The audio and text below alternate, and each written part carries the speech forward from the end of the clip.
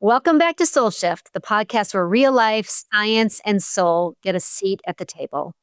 I'm your host, Allie Anderson, and I'm here with my beautiful co-hosts, Christine Morgenstern Shin and Mindy Gorman-Plutzer. If you're new to SoulShift, this is a space for people, especially women in midlife, who are navigating big shifts in their bodies, in their relationships, in their work, and in their sense of self. We talk about the moments that change us, the nervous system behind it all, and how to come home to yourself in the middle of it. Today, we're talking about something every one of us will face over and over: transitions. The endings, the beginnings, and the in-between spaces that shape who we all become. And we're so happy to be joined by Kate Smith today. Kate is a functional nutrition counselor. She's an Air Force veteran and a lifelong educator who helps women uncover the root causes of symptoms like fatigue, hormone balance, and digestive distress. She believes healing begins where you're truly heard, and that personalized science-based care never should feel overwhelming, or it should never feel like a one-size-fits-all. Outside of her practice, she loves sipping matcha, hiking under the Colorado sunshine, reading and cooking gluten-free meals with her family. She's passionate about making functional nutrition approachable, empowering, and genuinely life-changing. Welcome to SoulShift, a sacred space where modern science, ancient wisdom, and real life come together in perfect harmony. Each week, we explore the gentle art of transformation. SoulShift holds space for your beautiful, messy, perfectly imperfect human experience. Meaningful change doesn't have to break you open. It can unfold softly, like morning light. Together, we'll uncover tools that honor your truth, share conversations that touch your soul, and celebrate the exquisite complexity of what it means to be human. Your presence here is a gift. Let's shift with grace, with love, together. Kate, welcome to SoulShift. Hello. Happy to be here. All right, we are so glad to have you today. And this is such a cool conversation we're going to have today. I'm so excited to introduce our audience to you. And I know today we're talking a ton about transitions. Of all the people I know, really, you have experienced so many big transitions. And just in your adult life, I noted deployment. That's huge right there. And you went from active duty to military spouse. You went from being a wife to being a mom, from being a mom to being a nutrition counselor, from being a military spouse to being a retired military spouse. And I know those are dramatically different. And now you are nearing empty nest season, which is another huge transition. And you have a daughter who's about to be married. That's a lot of different chapters. And do you think you can take us back to one of the early transitions, maybe something like deployment and coming home from deployment, and describe what that season of life was like for you and what transition felt like for you? Sure. Can I just say that having you list them all like that was a little mind-blowing for me for a second. I was like, a lot. Oh my goodness. Wow. Some of me is like, oh, no wonder. Yeah. So, okay. One of the earliest. Yeah. And I think there's a couple different deployment, like there's my own personal deployment experience. And then there's also my experience when Brad deployed. Where do you want me to sit with the first one? Let's start with the first one because that's a big one. And I know when Brad deployed too, that's a big one. But let's start with you deploying. Yeah. So my first major deployment was to Saudi Arabia. And I was actually deploying from Japan. So just in culture shift, that was one form of the transition. Total weather change was another part of the transition. Having my own place to live in my original assignment turned into not. I was essentially sharing a tent with some other people. So I went from just being married at home to having 5 roommates.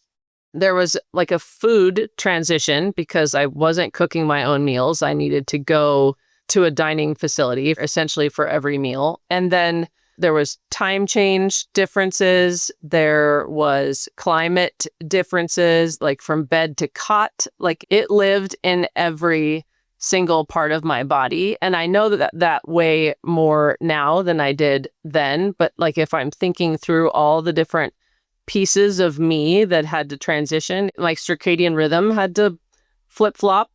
True. From, where I was living to new. So when I actually think through it step by step, there were so many smaller transitions just embedded in that one.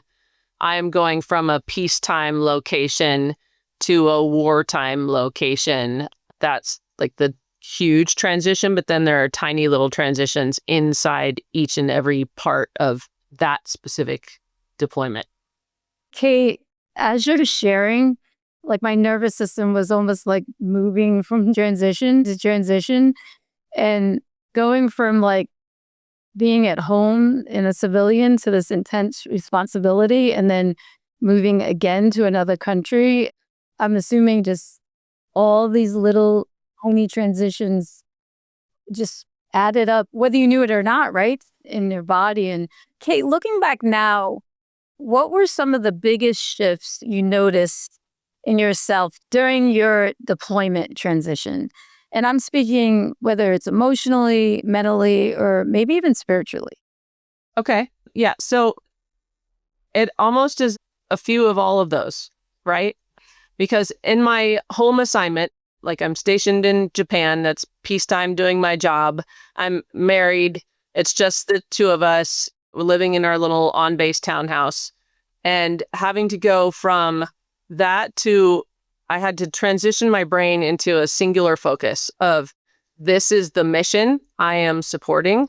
And this was back when there weren't any cell phones for me to just pick up the phone and call home. Like I had to wait in line for the one phone that could call home. So there's the mental transition into kind of putting what my brain is responsible for in a box, because this is my job, right? And the emotional piece of not seeing Brad every day, not talking to Brad every day, and having to wait for one phone to use. So I almost had to put my relationship in a different box. Yeah, right? Like over here. Also not getting worked up about where I was and what was happening.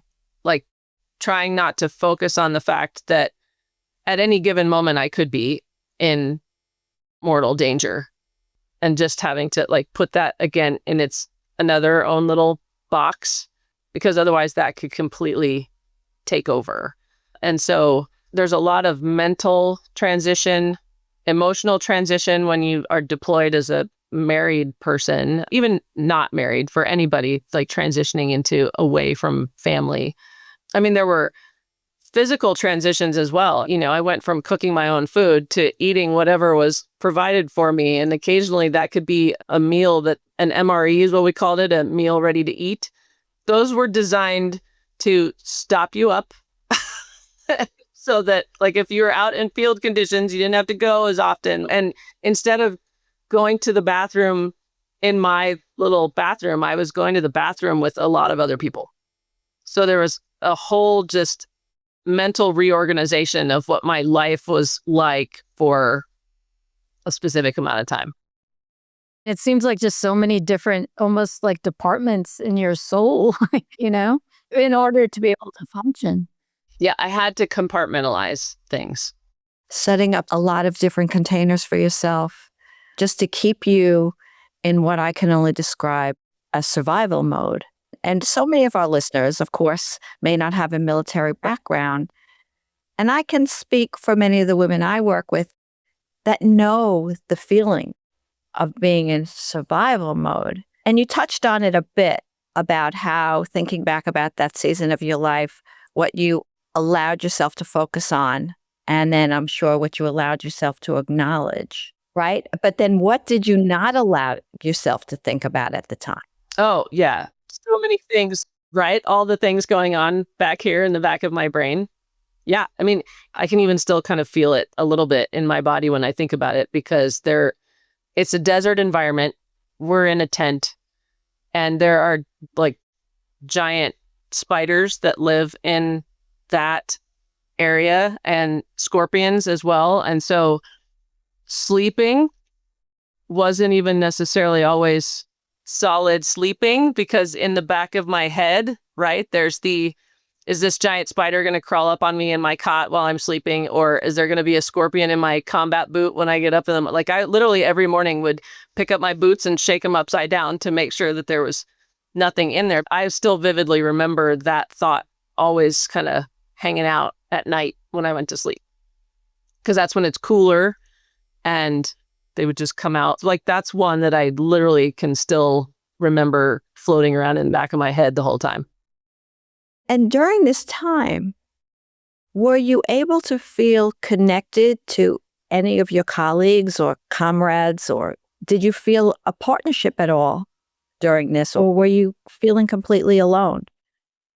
No, that I would say 100% camaraderie in that type of situation was top of the priority list. And it was always probably the thing that kept a lot of us from feeling other things. That was never an issue, feeling disconnected, because I didn't deploy by myself. I deployed with other people from my same unit. And so I wasn't a single, like, alone person in all of that. And the type of unit I was in was already really tight-knit. It was a fighter squadron, a flying squadron. And so we were already tight-knit. And so that just kind of all went with us. I can imagine that at the time felt like a major blessing. Oh, yes. Yeah, 100%. Like, it helped everything feel more like home. And I put that in quotes because obviously we weren't at home, but it could feel safer because you were with all your people. Happy to hear that, Kate. Yeah. Yeah. And I mean, looking back at it, that probably had a lot to do with at least feeling less of the transition overall, less so in my nervous system than maybe I would have felt if I was by myself in a situation like that. Kate, so much of what I hear what you're saying is about how the body was telling you a story, but I imagine during that time, you didn't realize your body was telling you a story, right?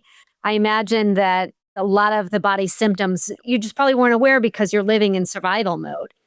So I have to kind of ask you, like, how did you start to realize, like, even if you're looking in hindsight, how did you realize my body's telling me a story of what's going on in my nervous system during this big transition? It might be like big hindsight, because I hear you telling that now, but I'm sure at the age you were and the experiences you were going through, it was hard to like take yourself and realize what the body was saying, right? Oh, 100%. I had no clue what my body was trying to tell me, like when it was actually happening like that. Based on education experience later, now I can look at that and go, there was underlying emotional stressor the whole time, underlying physical stressor the whole time, underlying survival stressor the whole time.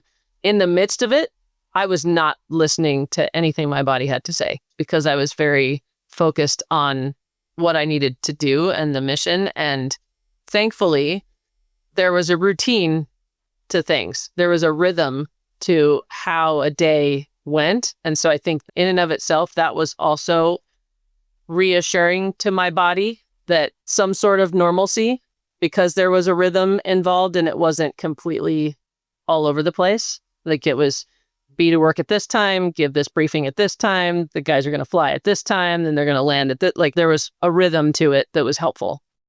I think listening to you, whether it's your story or someone with childhood trauma, think about how the body becomes the narrator when we're not ready to narrate our own story yet. Or like you said, you weren't even aware of it, right? Which is very, very common for most people, and especially your age and in this situation.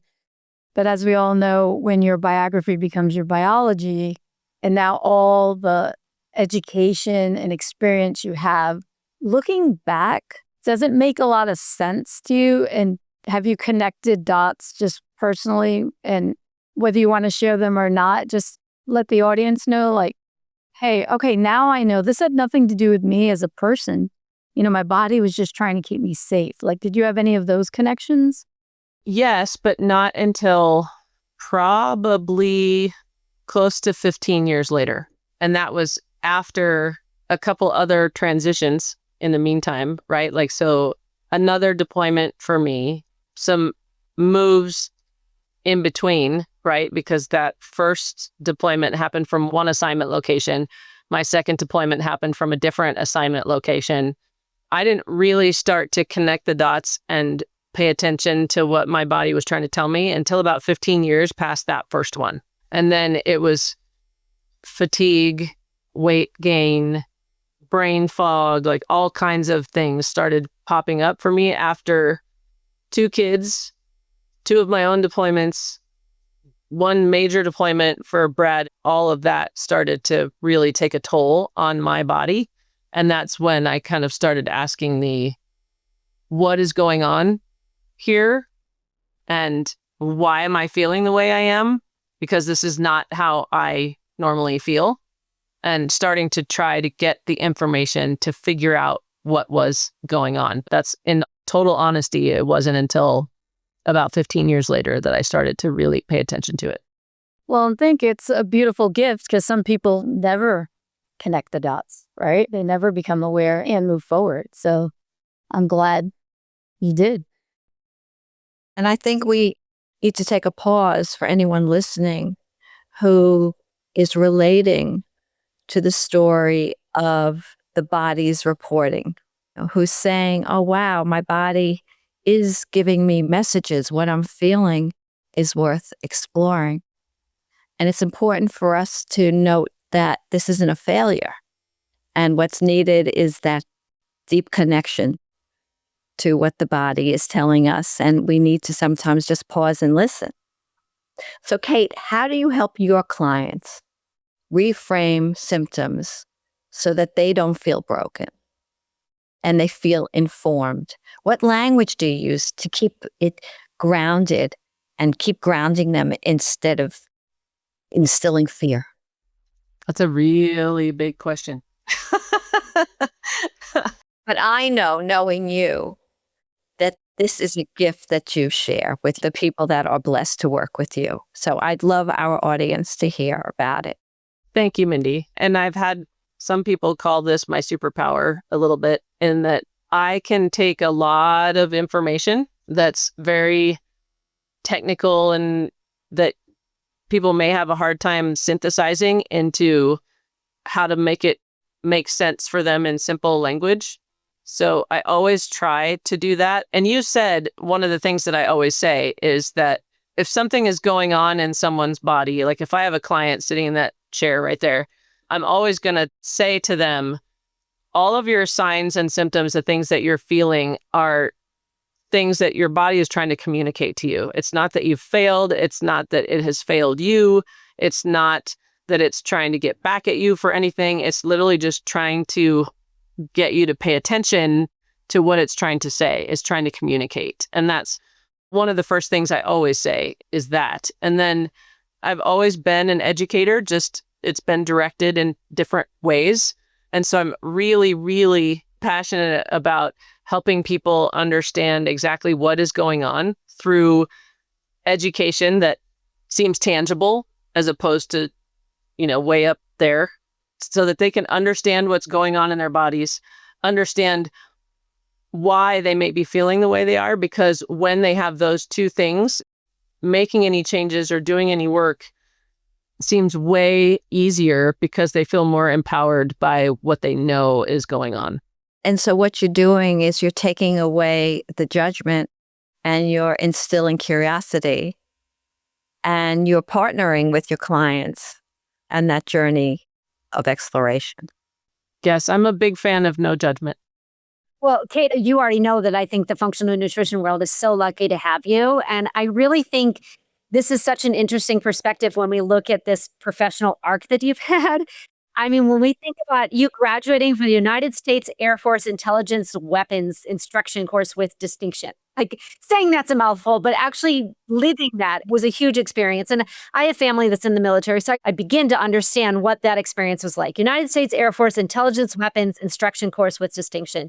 And now you've taken that to functional nutrition counselor and really a root cause detective. And that's a huge shift.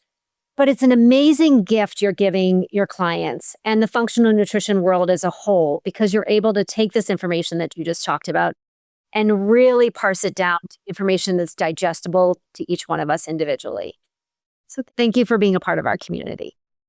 Allie just shared a mouthful, and even though I don't truly understand to what extent with distinction means, I can only imagine, and knowing you personally, it's of the highest regard, and would think this is a huge, huge identity shift. And, you have this respective role after X amount of years in the military, and now you're shifting into the season of practitioner, and then you are in the driver's seat with your own way of serving.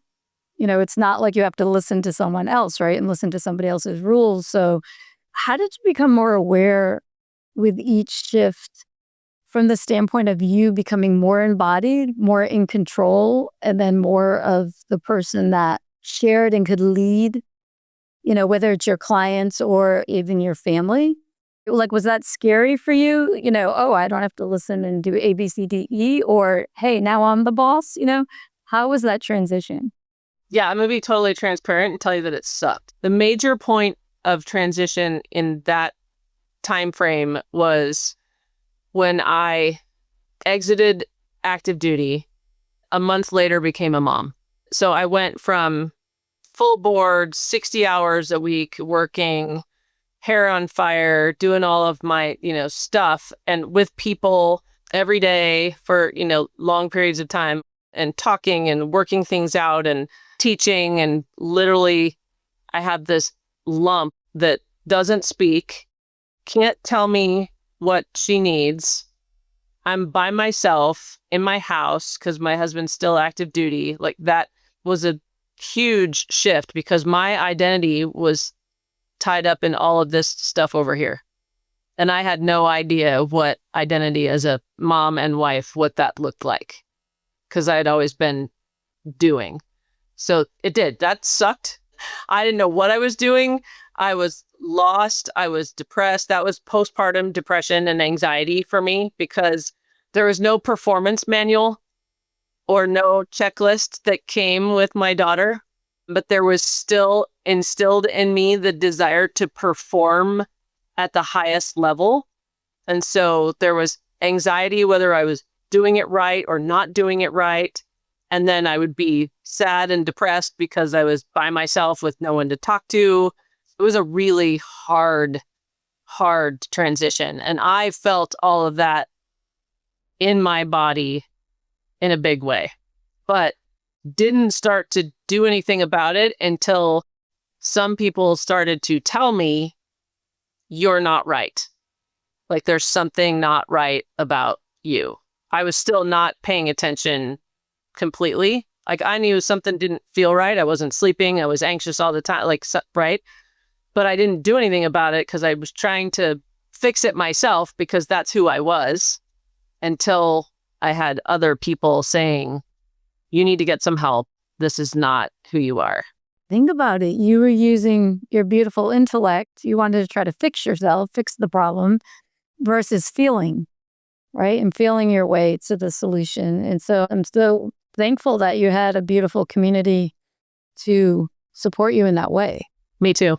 The transition really becomes one of doing to one of being.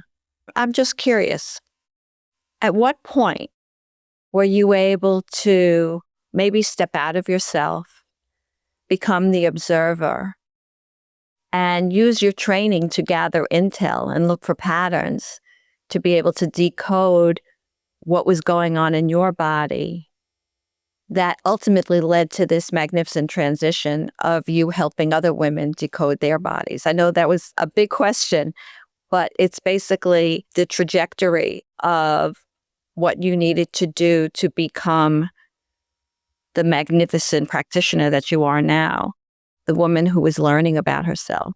So that was part of that. If I scooch back and you remember the 15-year time frame that I talked about, this happened kind of in the middle of that. Yeah, so it was about 9. I did what everybody told me I needed to do, talk to all the right people, felt better and pressed on kind of thing. But really this starting to pay attention to how I felt and what it meant and the something doesn't feel right and trying to figure it out happened about 9 years after she was born. So about 9 years after that previous story. And the part that kind of propelled me into where I'm at right now was people not listening to what I was saying, not paying attention to me saying, I don't feel like myself. Oh, it's all in your head. You're fine. You're just getting older. All the messages that I'm sure a lot of your audience hear all the time. That I've always been someone that would dig into something if it didn't seem right. And so when nobody else was paying attention or listening, then I started doing my own digging. And that's really, really where I started to feel more aware of everything that was going on in my body, what my body was trying to say. And I needed somebody to help me figure it out. And the system was not helping me. And so I just started researching to figure things out on my own. And how fortunate for you that you had the wherewithal and the mindset to do that. And I have to say also how fortunate for all of us, because you so generously share your wisdom with us weekly, and we all appreciate it. And I know our audience is going to appreciate that as well. If I can transition to your wisdom and get sort of a little bit practical here, what you're talking about is the messy middle in all of the transition, right? And that's what all of our clients are going through. That's why many of them come to us. They're in that messy middle of transition in some phase of their life. So what are some of the tools, or what is some of the advice you give them when they're just trying to become aware of, like, how do I get out of this messy part of this transition? And how do I find calmness in my body? And how do I begin to adopt new nutrition and lifestyle practices that may seem overwhelming right at first? I think one of the biggest things that I would recommend people do, maybe it's a little bit of a 3-step sort of thing. So first is to not ignore it, like to actually acknowledge that there's something going on that you don't necessarily feel yourself. But a lot of times that, I think, is step one, is acknowledging that something is off or you're not feeling like yourself. And step two, or the next thing that I would think through, is to actually name the fact that you're in the messy middle. Just name it. Otherwise, you just have everything is swirling around in your brain. But to actually speak it and name it, I think, is a very important piece that sometimes people just kind of gloss over that. I remember in my perimenopausal journey, there were so many different things going on. It was all swirling around in my head, and I needed Brad to understand what was going on for me, both physically and mentally. And so to name all of those things and explain to him what was going on physically in my body, how it was affecting my brain, what I was in the middle of grieving because things were changing, to actually name it and explain it to him was part of my own healing process. And I encourage all of my female clients to do that, whether it's to a significant other or to their, closest friend, or just to name it and talk about it. Because there's nothing wrong with talking about where you are and naming the mess, because that's, I think, really important to healing. So that was only 2. Sorry. I think those are beautiful too. I love that you brought up perimenopause, because so many of our listeners are in that transition. And that's certainly a very messy middle, if we put that in quotes, right? We're in the messy middle of transitioning. And I love that you said name it and share it with your friends, share it with your family, share it with your spouse, and maybe even your children as well, because there's a lot going on during that transition of life. Yes, there's a ton. And I did, you're right. I told both of my kids, I explained to them what was going on and how it felt and why, I may have been off on one day or not, because you're going through physical changes, emotional changes, and everything becomes this big swirl, but it becomes less of a swirl when you name it and explain it, especially those in your inner circle. Well, I think that's a huge message for a lot of our listeners because they might think to tell their girlfriend, maybe their partner, but you sharing it with your entire family is just A, beautiful, and B, very strategic and caring and loving. And so I would think could relate more to what was happening and support you in your own way, right? The kids were like, okay. I mean, they, okay, Mom. But Brad was, in a way, somewhat floored because when you explain, Like that's happening, right?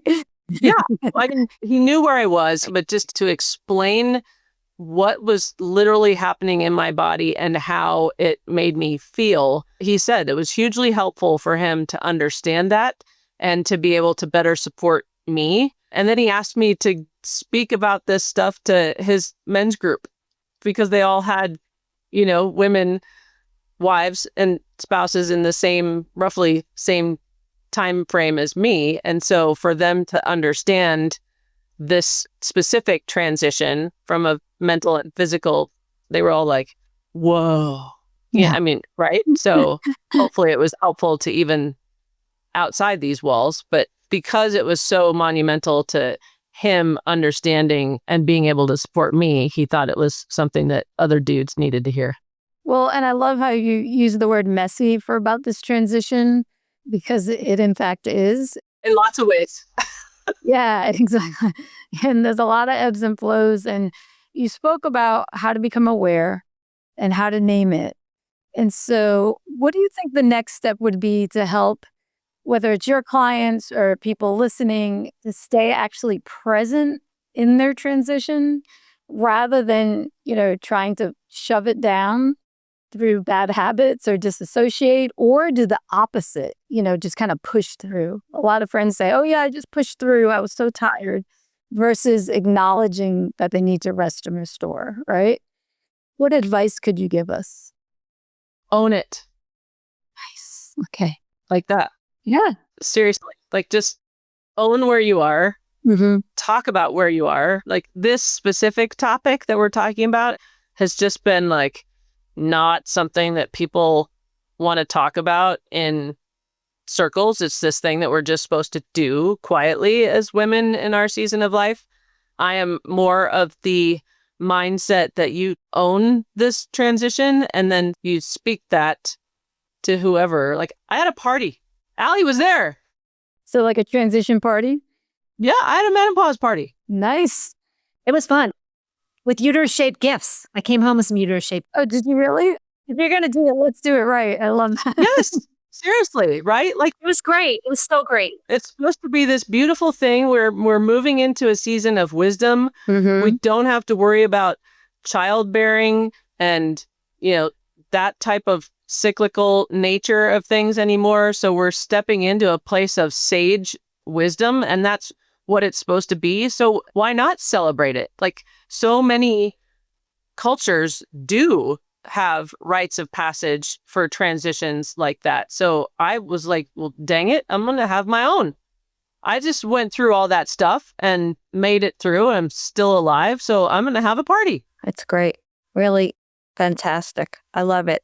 It's really about reclaiming our right to exist as we radically accept where we are by being present. But I truly love, and it touched me very deeply, that you mentioned it's important to grieve the old chapter. And for me, doing grief properly, giving it its rightful due, means honoring it, right? Honoring what it meant and honoring our ability to move on from it. And it's okay to be unsure of the next chapter. Oh, yeah. And grief comes in waves. Sometimes I'm totally good with it. And right? And other times, not so much. I mean, in part of that whole transition, Zoe went off to college, and I can remember walking past her bedroom when it was completely empty after she'd taken all of her stuff and not knowing what to do with that. She'd already been in school for like 2+ years. So I really, should have been okay.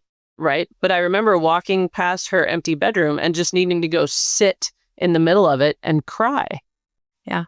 But, you said should. One of the beautiful parts about being in this messy middle is that we can stop shoulding all over ourselves. Right? Right. Kate, I've really heard you say 3 takeaways. You've really said embrace the process. Whatever transitions we're going through, embrace that process. Realize your body is telling some of the story. Be aware, be insightful, and listen to the body and the intuition of the body. And then Mindy and Kate, you guys just touched on something beautiful. At the end of something, there's always a beginning of something. And those are 3 really powerful takeaways as all the transitions we go through life, but especially this midlife and beyond space that we're in. I'm grateful to have all 3 of those anchors for transition. No question. So to that point, Kate, if we turn these takeaway lessons into a little reflection prompt, what question would you invite someone to sit with this week? I think that I would ask for people to just sit quietly for a minute and write, think, whatever. I suppose if they're doing reflection, write or journal how they feel about where they are right now. Like being honest about how they feel about where they are right at that moment. Whatever transition that they're in, whatever big thing is taking a lot of brain space, just to write and journal about how they feel about that thing, and raw and honest.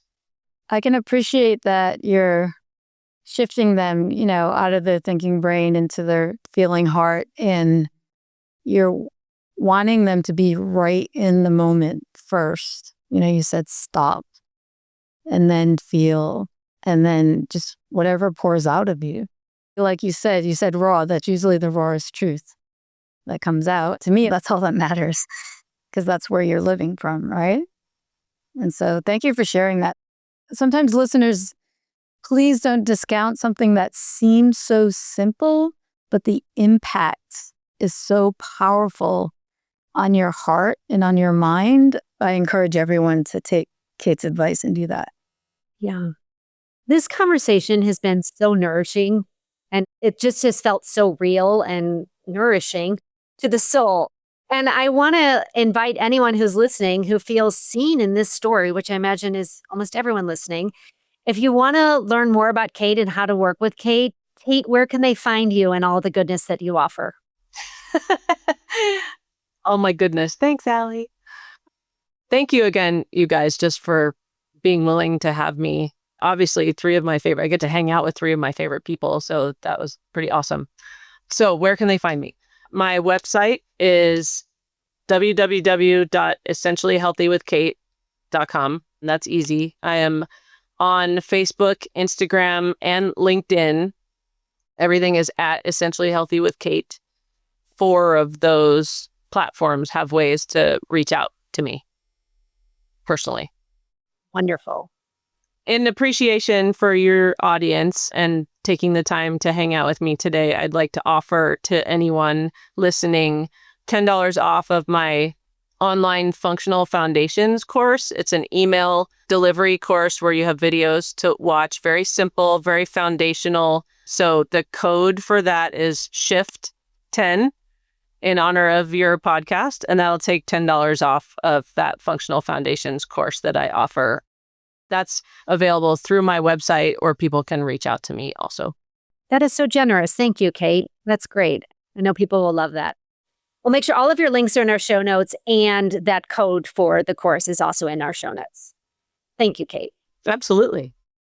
You are our dear friend, our beloved colleague, and I thank you so much for your service, your honesty, and your big heart. You've given voice to so many invisible layers of transition that women carry quietly, and you're giving them permission to reclaim their right to take up space and to feel everything that they're feeling. So again, I thank you. My pleasure. I second that, Kate. Just from my heart to yours, I'm so thrilled that you were here. And everyone listening, please follow this woman. Listen to what she says. You will feel better in your mind and body. And just remember, if you're moving from one chapter to the next, or whether it's a big transition or a small, we hope this conversation reminds you that your body isn't your enemy in the process. It's literally sharing love notes to you every single time, whether it speaks through what you're feeling or what you're hearing or what's coming up in your dreams. You know, here on SoulShift, we believe that transition doesn't always have to be big, dramatic moments. As you heard with Kate, it was so many little tiny moments strung together that really made the difference. And so please honor where you are. Please give yourself grace and don't rush. Just align and receive. And if the episode resonated with you, we'd love for you to follow us. Leave a review. Maybe share it with a friend who you know is moving through a transition. Until next time, always, always, always be gentle with yourself. Stay curious about the season you're in. And remember, as Ali shared, every ending holds a beginning you haven't met yet. And I'm going to add on there, but your heart already has. So, cheers. Thank you for sharing the sacred time today. We hope something in this conversation touched your heart and offered nourishment for your soul's journey. Remember, transformation is most effortless when it happens one tender shift at a time. Until next week, we invite you to carry one insight from today into your life. Not as a task. Think of it as a superpower to yourself. If something resonated, we'd love to hear from you. If you're joining us on YouTube, feel free to leave us a comment below. Your words ripple outward, offering connection and comfort to others walking this path beside you. If SoulShift feels like home, please subscribe and consider leaving us a review. Your support will help us reach more hearts that need to hear they're not alone. We're holding you in love, so know you're not alone. Your journey matters. May your heart be filled, and may your path be filled with grace.